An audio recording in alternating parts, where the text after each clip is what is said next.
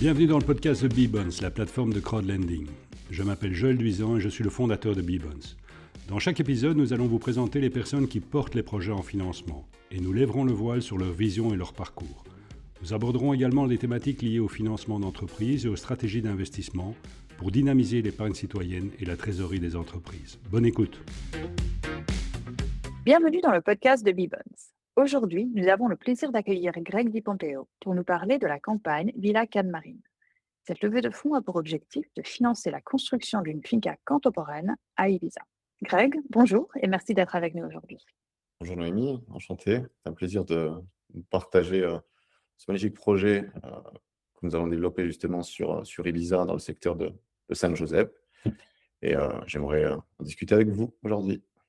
Commençons alors avec une présentation. Pouvez-vous nous parler de vous en quelques mots, votre parcours dans l'immobilier?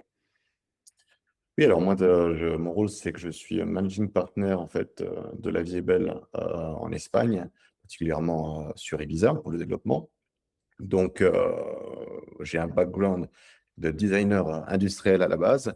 Je suis également partenaire de deux sociétés d'architecture avec mon épouse dans le secteur en fait de la grande région Belgique, France, Luxembourg. Donc, l'immobilier, la technique de l'immobilier, on va dire, je la connais depuis quelques années maintenant et on a voulu maintenant avec Pierre et Daniel, notre partenaire local, développer un petit peu cette expérience pour développer la marque La Vie est Belle en Espagne et principalement à Ibiza. Alors justement, parlons de cette association avec Pierre et Daniel. Est-ce que vous pouvez nous dire comment vous vous êtes rencontrés et qu'est-ce que vous apportez chacun au projet que vous menez? Tout à fait. Alors, Pierre Thomas est le fondateur de la marque La Vie est Belle, avec une expérience de plus de 15 ans en fait sur de l'immobilier de luxe et le développement de villas unifamiliales, principalement à Miami. Daniel est notre partenaire local. Il vit à Ibiza, à côté des projets. C'est lui qui suit vraiment le process de construction jusqu'au sourcing de terrain, etc. Et moi, je suis vraiment le relais, l'intermédiaire entre les deux, c'est-à-dire pour la partie network, recherche de financement, montage, jusqu'au suivi de chantier. Je suis un peu le in-between dans le projet La Vie est Belle. Donc vraiment des compétences complémentaires pour ce style de projet. Oui, tout à fait. C'est-à-dire que, pour être clair, Pierre nous apporte énormément avec son expérience dans le domaine du financement et du montage de projets. Je crois qu'il a un très, très, très gros track record par rapport à tous les projets de La Vie est Belle. Donc, c'était pour moi et Daniel qui nous connaissions auparavant vraiment un appui supplémentaire et de poids pour nous donner une impulsion et un poids supplémentaire pour arriver sur l'île et développer la marque en collaboration tous les trois.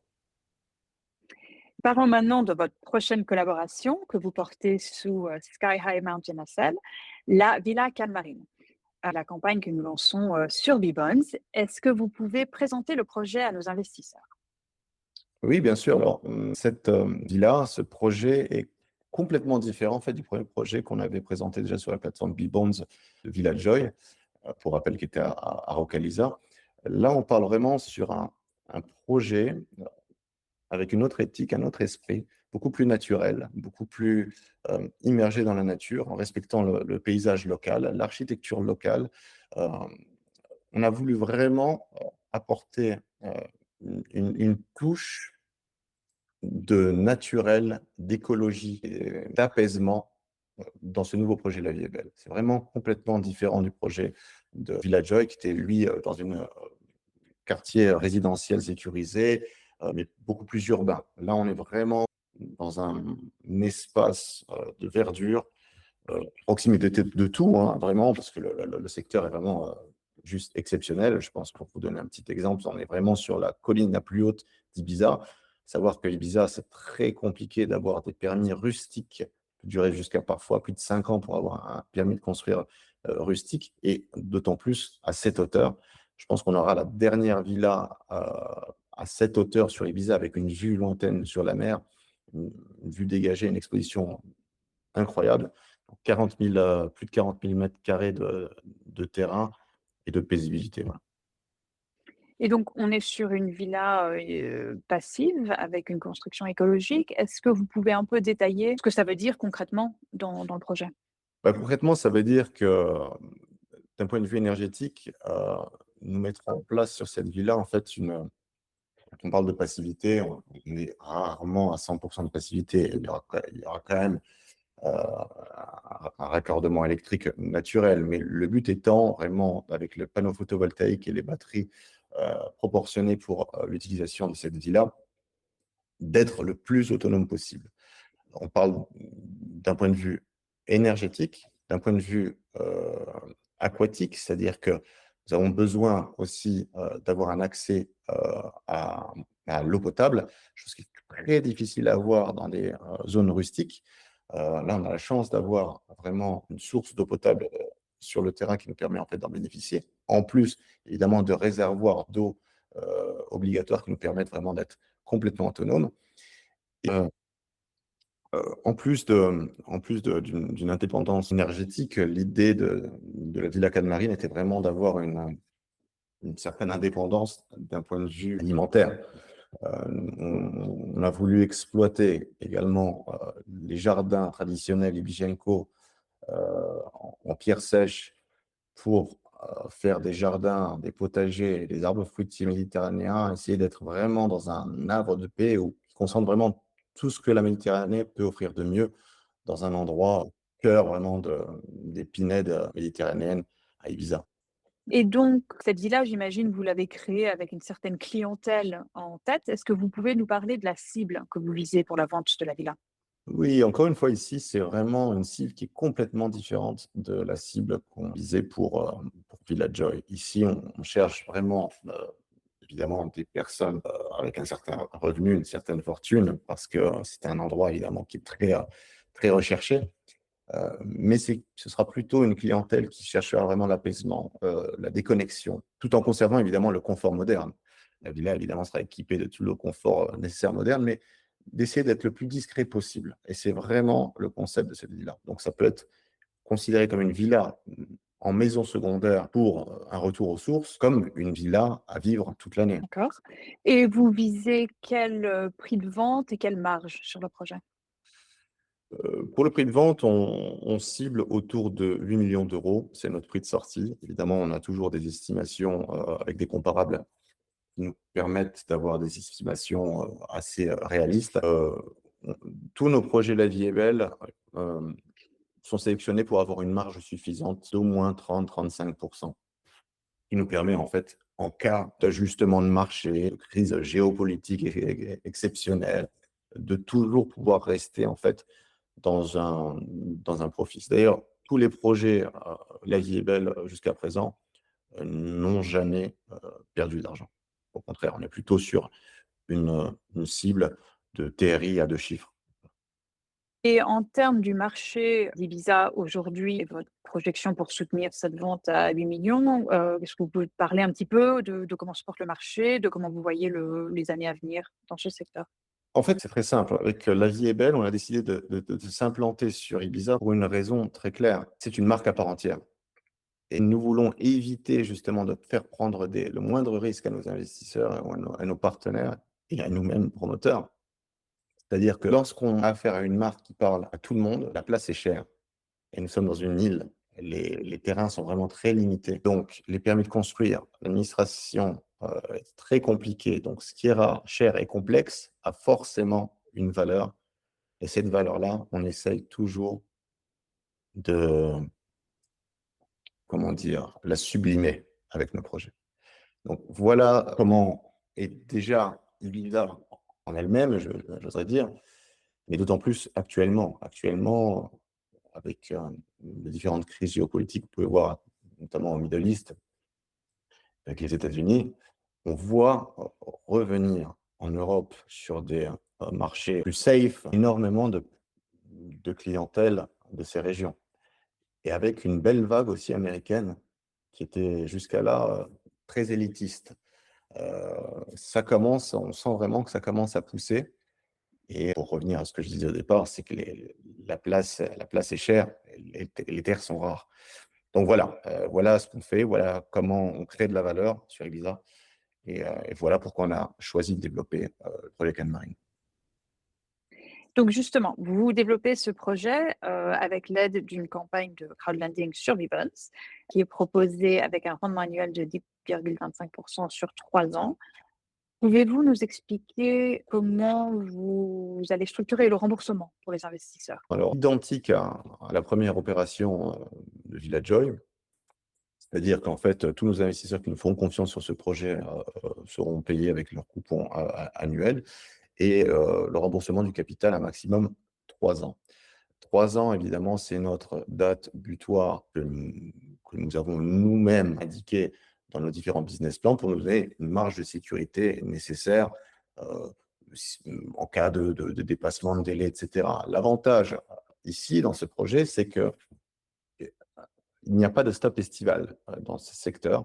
C'est-à-dire que les travaux vont pouvoir commencer le mois suivant, après le closing, c'est-à-dire qu'on a le closing, c'est-à-dire l'achat du terrain, le 16 juin.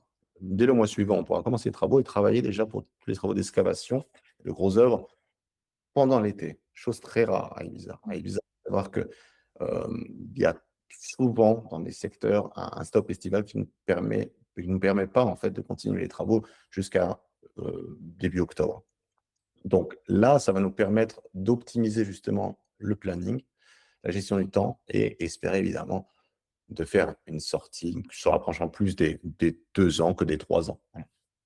Est-ce que vous avez rajouté des garanties sur ce projet? La garantie, sur ce projet, comme pour Villajoy, c'est la meilleure garantie qui soit. C'est-à-dire que c'est le pledge des parts sociales de la société porteuse de projet. C'est-à-dire la société qui ne détient que ce projet et ce terrain.